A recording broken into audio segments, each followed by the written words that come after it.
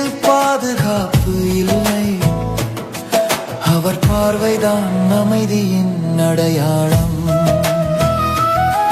அவர் கிருபை இல்லை எனில் முயற்சி சூரிய ஒளிப்பட்ட பணியாய் கரையும்.